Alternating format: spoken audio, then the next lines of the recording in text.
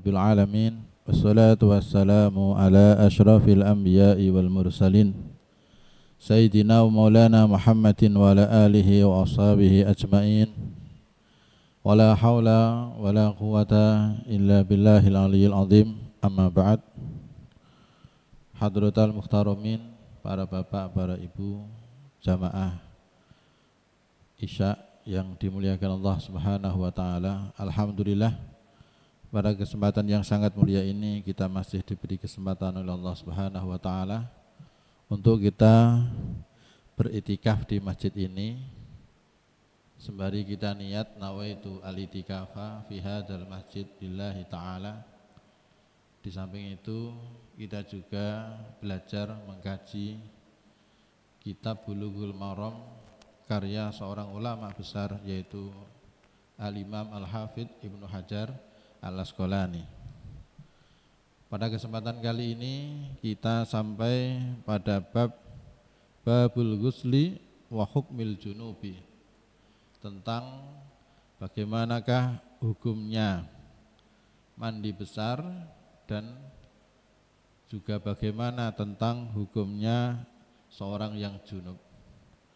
Kita mengawali dari hadis yang diriwayatkan dari sahabat Abu Sa'id Al-Khudri. Bismillahirrahmanirrahim.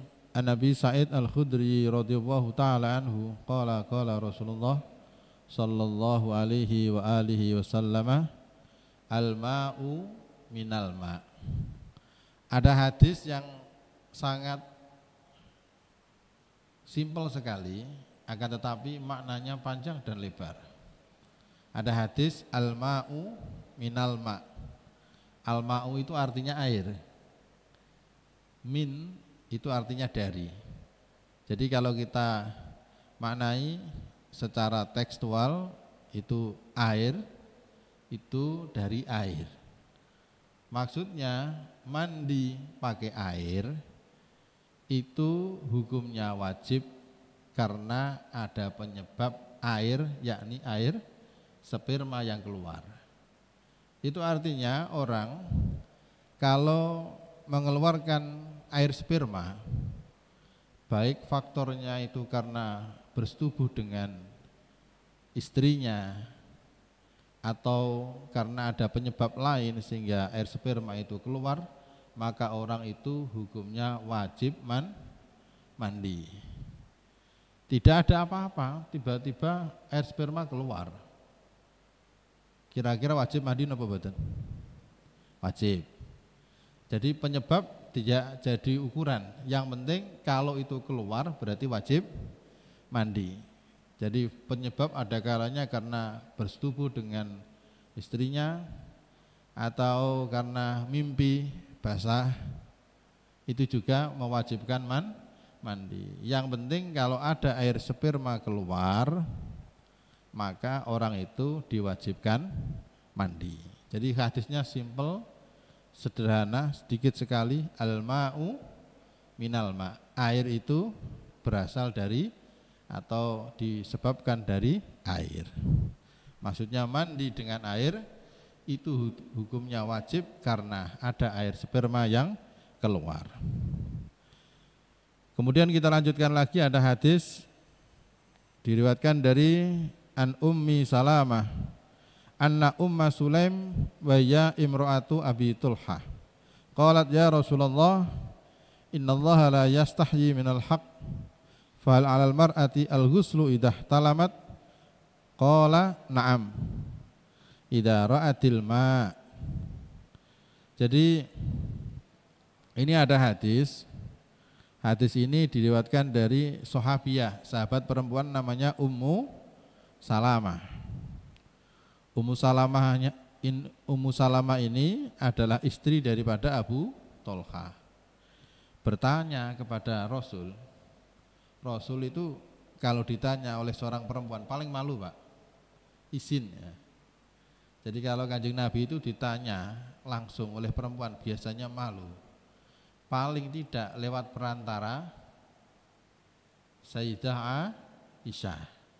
Jadi tanyanya ke Sayyidah Aisyah, disambungkan kepada Kanjeng Nabi. Makanya Di awal mukadimah ini Ummu Salamah mengatakan begini, ya Rasulullah, innallaha la yastahyi minal haq. Allah itu tidak malu untuk menerangkan apa yang sebenarnya. Mukadimahnya sudah begitu, Pak. Kalau mukadimahnya sudah begitu, berarti rata-rata kalau melihat Kanjeng Nabi paling malu kalau yang tanya adalah perempuan langsung. Apalagi memang tidak ada hubungan mahram, bukan suami, bukan istri, bukan putri-putrinya. Makanya Kanjeng Nabi paling malu kalau ditanya perempuan-perempuan yang tidak ada hubungan mahramnya. Akan tetapi karena ada pertanyaan, fahal alal mar'ati al-ghuslu idah talamat, Kanjeng Nabi ditanya, wahai Rasul, apakah perempuan itu wajib mandi ketika mimpi basah? Ini ada yang menarik, Pak. Mimpi basah. Pertanyaan, apakah perempuan itu juga mimpi basah sebagaimana laki-laki? Ibu? Ya, pasti malu ibu menjawab. Jadi pernah ada pertanyaan, Pak, apa mungkin perempuan juga mimpi basah dan keluar mani? Mungkin, secara medis itu mungkin. Jadi perempuan itu juga mimpi basah, Pak. Jadi yang mimpi basah itu bukan laki-laki saja loh ya. Ini jangan salah paham ini ya. Jadi ini kaitannya fikih banget ini. Jadi mimpi basah itu tidak hanya khusus laki-laki, tetapi juga ada pada perempuan. Cuman terjadinya tidak sesering laki-laki. Ya. Kalau perempuan mungkin jarang sekali, Pak. Tapi kalau mungkin laki-laki lebih banyak daripada perempuan. Nah, makanya Kanjeng Nabi ditanya, Kanjeng Nabi, kalau ada perempuan mimpi basah, apakah wajib mandi? Kata Nabi, na'am. Iya, wajib mandi.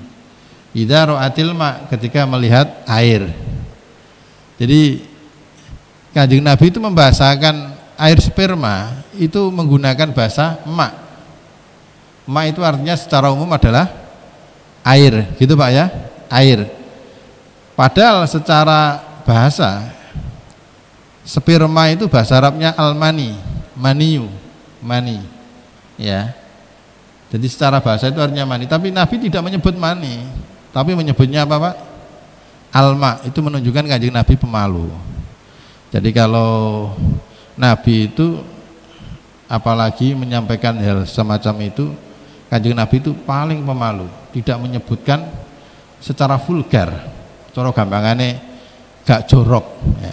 Makanya ono kiai kok jorok ya rada gak pantes ya.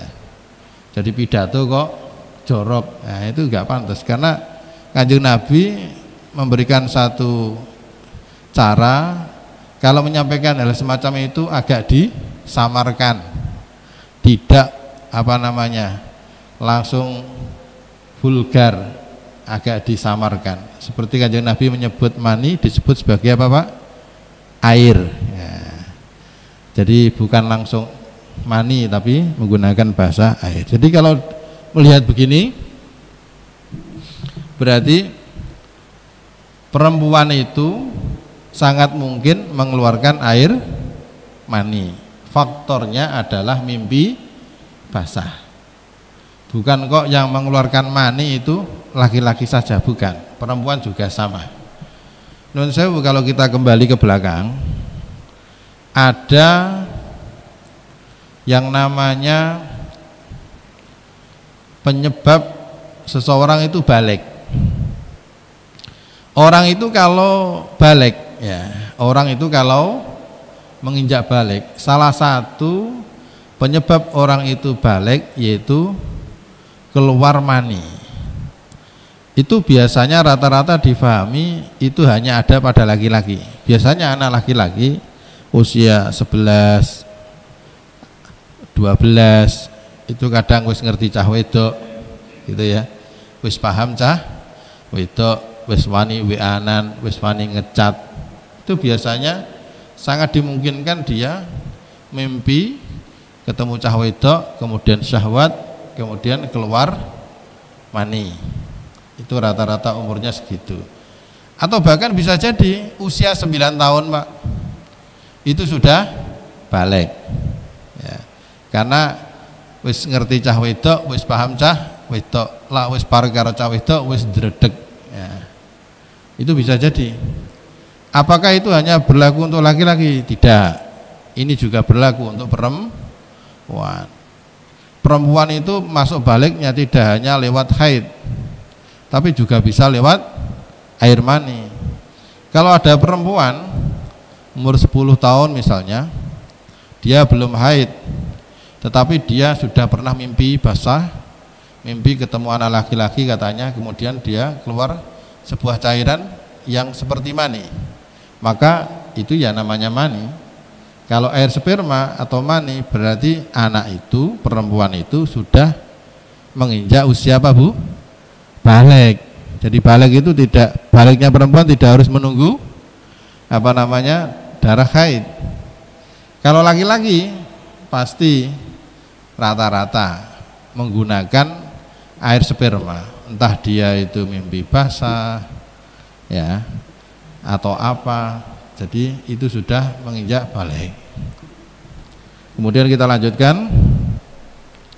Jadi perempuan tetap wajib mandi ketika dia melihat air sperma, baik air sperma itu apa namanya disebabkan faktor mimpi basah atau bahkan non sewu karena dia terjatuh kemudian ada air mani yang keluar, bisa jadi Pak. Bahkan non sewu ini agak lebih ke dalam, non sewu ya, ini agak lebih ke dalam. Kalau ada suami istri ya, suami istri ini lagi kumpul bersetubuh, ini kalau laki-laki sudah masuk, jangan terburu-buru dicabut, dilepaskan, biarkan perempuan untuk mengeluarkan hasratnya sampai juga mengeluarkan mani ya, itu salah satu aturan Pak, itu sunnah Pak ya. Jadi memang hasrat itu jangan hanya dimiliki laki-laki, juga perempuan juga dikasih apa kesempatan. Itu ada di kitab seperti kitab Asrarul Jima, ada kitabnya Pak, itu juga ada aturannya. Jadi itu juga termasuk sunnah. Memang agak sensitif ya, agak jorok, tetapi itu memang sunnah, begitu tata caranya. Kemudian kita lanjutkan lagi, ada hadis diriwayatkan dari Sayyidah Aisyah, wa an Aisyah radhiyallahu taala anha qalat kana an-nabiy sallallahu alaihi wa alihi wasallam yagtasilu min arba'in. Kanjeng Nabi itu mandi besar. Mandi besar ya mandi seperti umumnya keramas, semuanya tubuh tersentuh air. Itu karena ada 4 hal. Yang pertama minal janabah, karena faktor junub ya. Jadi janabah itu junub itu habis kumpul suami istri, itu namanya apa Pak? Junub. Keluar mani juga namanya junub. Mulane kalau wong Jawa ndarani adus junub ya. Mandi janabah. Itu Kanjeng Nabi mandi. Kemudian yang kedua wa yaumal jumu'ah ya, hari Jum'ah. Jadi kalau hari Jum'ah itu Kanjeng Nabi pasti mandi Pak. Makanya kalau ada orang mau berangkat melaksanakan ibadah Jum'ah, niku hukumnya kalau di madhab kita, madhab Syafi'i, itu sunnah mandi Jum'ah. Nah, sunnah mandi Jum'ah ini hanya diberlakukan untuk orang yang mau hadir mengikuti Jum'atan. Berarti kalau orang yang tidak hadir, berarti tidak dianjurkan mandi Jum'ah. Paham Pak ya? Berarti kalau begini ibu-ibu tanya, Pak, berarti kalau hari Jumat saya mandi napa mboten? Ya berarti tidak Bu, karena jenengan tidak berangkat Jum'atan. Jadi yang disunahkan itu kalau mau berangkat Jum'atan, sunnah mandi dulu. Contoh lagi, kalau misalnya ada orang musafir tidak Jum'atan, ya berarti tidak usah mandi Jumat, karena tidak dianjurkan. Karena dianjurkannya itu kalau dia berangkat Jum'atan, berarti ada kesunahan mandi. Kalau misalnya ada pertanyaan begini, Pak, bagaimana hukumnya orang sholat Jumatan akan tetapi dia tidak mandi terlebih dahulu, langsung budal berangkat, bagaimana? Enggak masalah, meskipun terkena hukum makruh, artinya tidak sampai ke haram, karena mazhab Syafi'i mandi Jumat hukumnya apa? Sunnah gitu Pak ya, hukumnya sunnah. Kalau tidak mungkin untuk mandi Jumat, setidaknya wudhu Pak ya, itu minimalnya ya, ya jelas wudhu Pak ya, ya tetap wudhu. Maksudnya begini, kalau misalnya Pak saya masih punya wudhu Pak sejak jam 7 pagi tadi, ini saya mau berangkat Jumatan, saya nggak mau mandi ya, kalau nggak mau mandi tetap diupayakan tetap melakukan apa? Wudhu, karena kita mau kumpul dengan orang banyak. Kalau kita kumpul dengan orang banyak baunya nggak enak, kita yang nggak enak juga, baunya nggak sedap ya. Itu yang kedua. Yang ketiga, Kanjeng Nabi mandi keramas, mandi besar itu ya, itu waminal hijamah, setelah Kanjeng Nabi melakukan canduk Pak. Ada yang sering canduk? Pernah atau belum pernah? Begitu juga canduk Bu, itu setelah donor darah. Nah, karena canduk itu metode dulu, kemudian sekarang dikembangkan menggunakan apa? Hal yang serupa dengan canduk, yaitu donor darah. Kalau panjenengan habis donor darah, sunnahnya mandi ya, sunnahnya mandi, tidak wajib ya, tidak wajib, sunnahnya mandi. Jadi habis donor darah, kalau sekarang kan tradisinya kan pakai apa? Donor darah. Canduk juga ada. Kalau habis canduk sunnah mandi. Begitu juga setelah donor darah, karena donor darah punya kesamaan sama seperti apa? Canduk atau fasdu Pak. Kalau sekarang kan ada model canduk, ada model fasdu ya. Jadi itu sama-sama apa? Sunnah mandi besar itu maksudnya ya keramas itu ya, semua tubuh tersentuh air ya. Kemudian yang nomor 4, Kanjeng Nabi itu mandi wamin guslil mayiti, setelah memandikan mayit. Ini bagi mudin ini ya, yang biasa apa? Ngedusi mayit. Kalau habis ngedusi mayit itu sunnah mandi besar, mandi seluruh tubuh. Itu hukumnya apa? Sunnah ya, jangan sampai tidak. Coba saja kalau nggak percaya, habis ngedusi mayit gelibetan tinggal turu, gak gelem adus sik gitu Pak ya, gak gelem adus sik langsung turu, wis jajal wae kira-kira ngimpine tok ndi wae iki. Oh Bu nggih, ibu-ibu nggih kadang nggih ngewangi ngedusi mayit nggih, kan ada juga ya ibu-ibu yang mandikan yang jenazah perempuan, juga ibu-ibu habis mandikan mayit jangan lupa mandi, membantu ngedusi mayit karo mudin ya juga sama ya, sama apa? Sunnah mandi.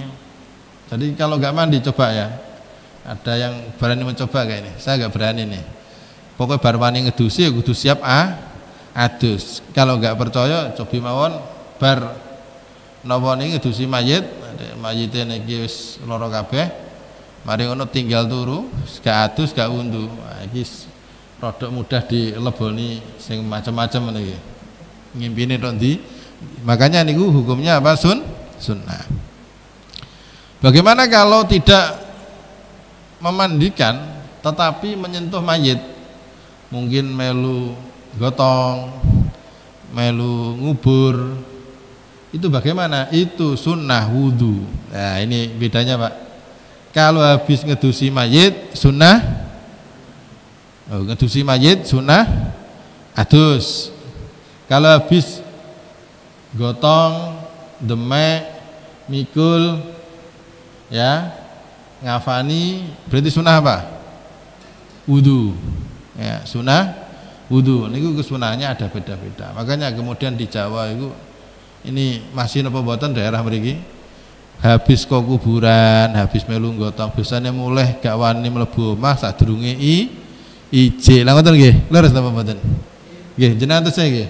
Apa meneh gadah anak bayi, putu bayi, ora wani mlebu omah sadurunge ijik ning jaba sik. Lah ngoten nggih.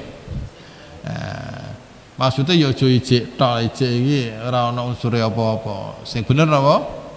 Wudu ngoten mawon. Jadi habis dari kuburan ya upayakan apa wudu. Wudu niku sudah termasuk napa ijik. Nah, niku kesunahannya begitu. Mboten kok sekedar apa? Ijik mawon, tapi lebih daripada itu yaitu napa? Wudu. Kemudian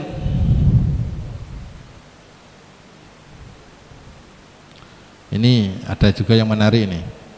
An Abi Hurairah radhiyallahu taala anhu fi qissati Sumamah binti Utsal indama aslama. Ini ada satu kisah, ada orang bernama Sumamah bin Utsal masuk Islam. Ya, ada Sumamah bin Utsal masuk Islam. Kemudian oleh Nabi wa amarahu an-nabiyyu sallallahu alaihi wasallam ayyagtasila. Setelah orang itu masuk Islam, diperintahkan oleh Nabi, kalau ada bahasa perintah Pak, itu berarti hukumnya apa Pak? Wajib. Jadi kalau panjenengan habis mensyahadatkan orang, jangan lupa langkah pertama, orang kok bersyahadat kayak sertifikat kon mulih. Wah, ya ora entuk apa-apa Pak. Paham nggih? Kalau misalnya ada orang yang mau masuk Islam, setelah baca syahadat ojo dikon mulih sik, kon tengok-tengok sik, diwarai piye lak wis mlebu Islam. Caranya bagaimana? Langkah pertama orang itu disuruh mandi besar. Kira-kira cocok napa mboten? Ya nggih Pak, wong dene iki wis gedhe, wis tuwa, duwe anak-anak, otomatis pernah kumpul karo bojo, otomatis lak pernah junub to nggih? Lah wis pernah adus.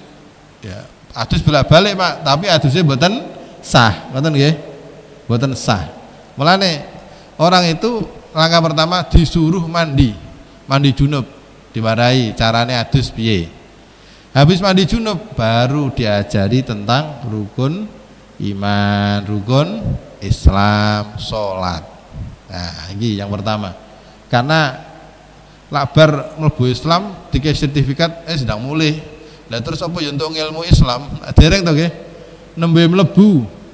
Tapi dereng roh dalane ngoten lho nggih. Nembe mlebu dereng angsal ngertos dalane. Mulane Kanjeng Nabi niki diperintah napa niki adus. Mulane winginane nate wonten tiyang wekdal kula tes teng Al-Falah niku wonten tiyang mboten Medan.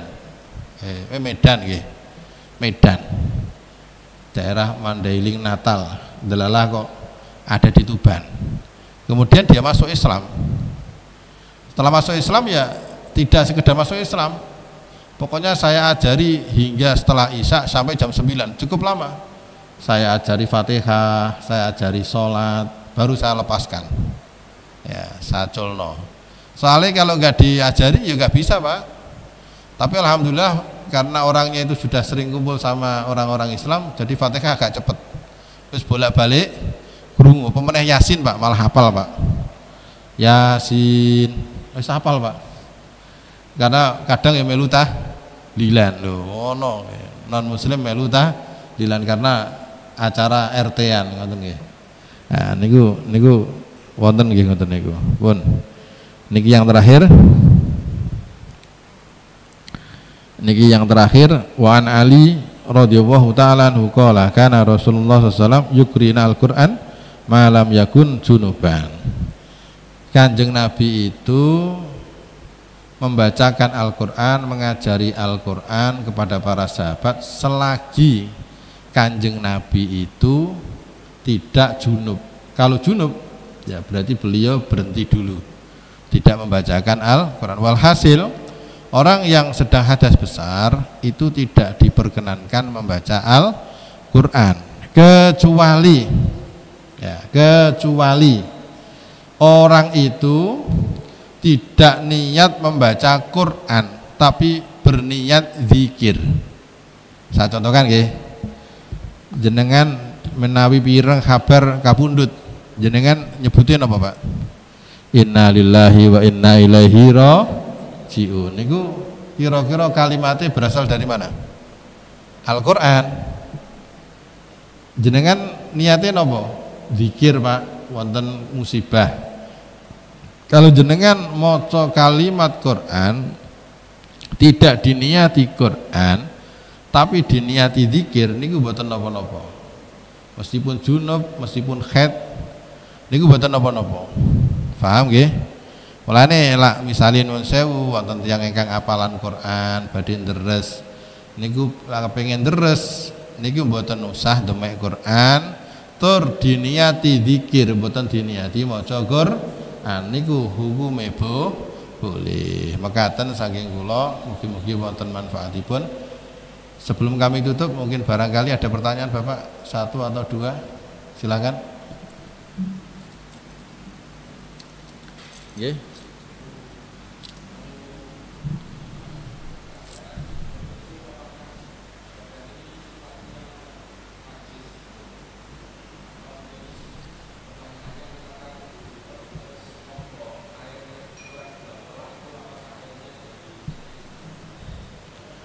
Orang yang junub itu badannya tidak najis. Kalau ditanya, Pak, mani itu hukumnya najis apa tidak?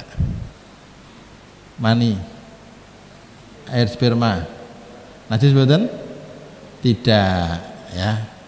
Air maninya manusia itu hukumnya tidak najis. Sudah pernah saya sampaikan di sini. Tidak najis. Kalau tidak najis, ya berarti memang orang junub itu tidak najis. Andai kata habis junub terus tangannya memasukkan air di ember, ya enggak masalah, ya tidak najis. Kecuali kalau panjenengan adus, ya sudah niat masuk ke mandi terus tangannya kan masih berhadas, adus neng sak ember kemudian adus ceblokin neng ember meneh, adus ceblokin neng ember padahal airnya sedikit. Nah itu menjadi mustakmal, bukan najis tapi mustakmal. Itu seperti halnya wudu, Pak. Wudu ditadongi bar rontok unggah no meneh, ceblok sangka wajah diunggah no meneh. Itu namanya mustakmal, Pak, bukan najis. Walhasil enggak najis. Jadi badan kita tidak najis, ya. Tetapi apa ya? Kalau bisa, kalau kita punya junub sudah saatnya mandi, dan segera mandi. Ini ada keterangan menarik di hadis lain, ada keterangan begini: kalau orang itu habis junub, ya segera mandi. Kalau tidak mungkin mandi, habis bersetubuh, itu diupayakan dan mandi kalau mungkin. Kalau nggak mandi, upayakan minimal wudhu. Sebabnya begini, ini mungkin semuanya sama.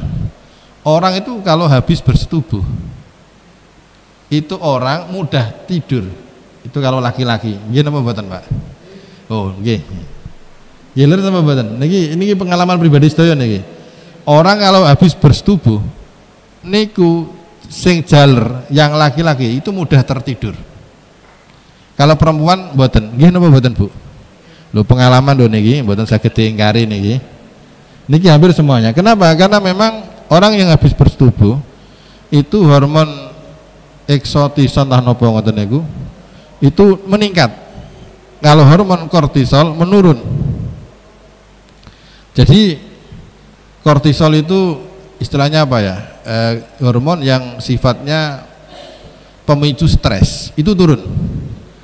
Sehingga orang itu menjadi rileks, sehingga mudah tidur. Makanya wanti-wantinya Kanjeng Nabi, jangan sampai tidur dalam keadaan masih punya hadas besar. Kalau kita tidak mungkin mandi, Pak, kademen minimal apa? Wudu. Ojo sampai los, ya duwe hadas cilik, ya duwe hadas gede langsung turu. Wah, iki don ndi ngimpine iki lho. Mbuh don ndi, Pak? Niki sama, orang yang semacam ini mimpinya akan terbawa kemana-mana. Wah, digeret mriko, mbok digeret mriki. Nah, makanya kalau kita mau tidur upayakan apa tadi? Minimal wudu. Kalau bisa mandi. Kira-kira begitu, Pak. Jadi ini ada satu dawuh dari kiai saya, Kiai Abdurrahim Ahmad. Cung lah awamu baru kumpul bojo, jo langsung turu mundai fakir. Ngoten nggih. Leres napa mboten niki? Mundai fakir. Jadi paling enggak kalau enggak mandi ya minimal wudu. Kira-kira begitu. Ada lagi pertanyaan terakhir? Ibu-ibu pertanyaan terakhir? Pas sudah cukup? Sampun nggih. Mekaten saking kula mugi-mugi ada manfaat dan gunanya. Akhirul kalam. Assalamualaikum warahmatullahi wabarakatuh.